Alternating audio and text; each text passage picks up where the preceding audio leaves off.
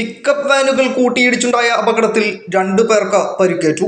എറണാകുളം വൈപ്പിൻ സ്വദേശികളായ ശ്യാംകുമാർ, അനിൽകുമാർ എന്നിവർക്കാണ് പരിക്കേറ്റത്.